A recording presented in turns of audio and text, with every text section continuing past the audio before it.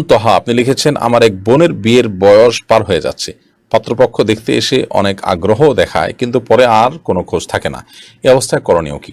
MH মেহেদি আপনি লিখেছেন, আমার মা ও বোন যদি বেপর্দায় চলাফেরা করে তাহলে বড় ছেলে হিসাবে আমাকে কি আল্লাহর কাছে জবাবদিহি করতে হবে? নবাবিন আপনি লিখেছেন, 8 মাসের গর্ভবতী মা যদি কোনো কারণে মারা যান, গর্ভের সন্তান কি হবে?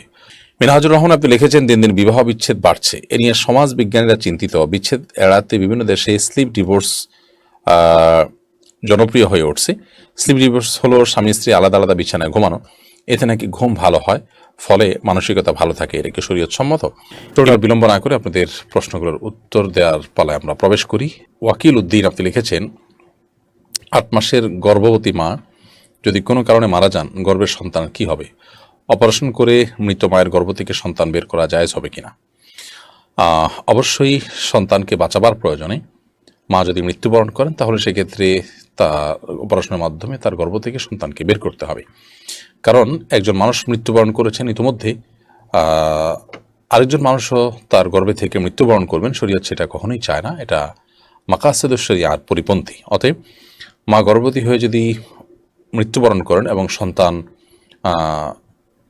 মায়ের গর্ভে থাকে এবং জীবিত আছে এমনটি মনে হয়, বিশেষ করে শেষের মাসগুলোতে, শেষের দিনগুলোতে, তাহলে সেক্ষেত্রে অপারেশন করে সেই সন্তানকে দুনিয়াতে আনতে হবে এবং তাকে বাঁচাবার যত প্রচেষ্টা সেটা অব্যাহত রাখতে হবে। মিনহাজুর রহমান আপনি লিখেছেন, দিন দিন বিবাহ বিচ্ছেদ বাড়ছে, এ নিয়ে সমাজ বিজ্ঞানীরা চিন্তিত। বিচ্ছেদ এড়াতে বিভিন্ন দেশে স্লিপ ডিভোর্স জনপ্রিয় হয়ে উঠছে। স্লিপ ডিভোর্স হলো স্বামী স্ত্রী আলাদা আলাদা বিছানায় ঘুমানো। এতে নাকি ঘুম ভালো হয়, ফলে মানসিকতা ভালো থাকে। এটা কি শরীয়ত সম্মত? দেখুন, বিবাহ বিচ্ছেদ বাড়ছে এবং সেটাকে নিয়ন্ত্রণে আনার জন্য এই তথাকথিত স্লিপ ডিভোর্সের যে আপনার পদ্ধতি অবলম্বন করা হচ্ছে, যে ডিভোর্স হয়ে আলাদা আলাদা বিছানায় ঘুমানো, কারোর সাথে কারো যোগাযোগ না থাকা, শরীয়ত এরকম কোনো ফরম্যাটের কথা বলে না এবং এর কোনো অনুমোদনও দেয় না। স্বামী এবং স্ত্রী একে অন্যের সাথে বৈবাহিক সম্পর্ক যদি না থাকে কোনো কারণে, তাহলে সেক্ষেত্রে বিছানা শুধু আলাদা নয়, প্রত্যেকের বাসাবাড়ি আলাদা হয়ে যেতে হবে। একই কক্ষে তারা থাকবে আলাদা আলাদা বিছানা, কিংবা একই ছাদের নিচে তারা ভিন্ন ভিন্ন কক্ষে আলাদা আলাদা বিছানা শোবে এবং এভাবে বছরকে বছর যুগকে যুগ চলে যেতে থাকবে। সেটি কখনো ইসলাম শরিয়ার নির্দেশনা হতে পারে না। প্রথমত, স্বামী স্ত্রী পরস্পরের প্রতি ভালোবাসা প্রদর্শন করবে, একে অন্যের প্রতি হক আছে।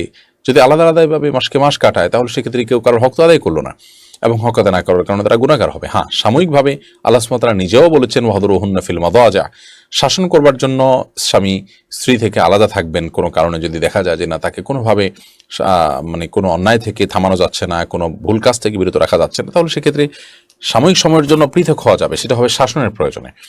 কিন্তু এভাবে বসবাস করা লং টাইম এবং এভাবেই বসবাস করাটাকে জীবনের আপনার সিস্টেম বানিয়ে নেওয়া, লাইফস্টাইল বানিয়ে নেওয়া, সেটা কখনো শরিয়া গ্রাহ্য বিষয়। MH মেহেদি আপনি লিখেছেন, আমার মা ও বোন যদি বেপর্দায় চলাফেরা করে তাহলে বড় ছেলে হিসাবে আমাকে কি আল্লাহর কাছে জবাবদিহি করতে হবে?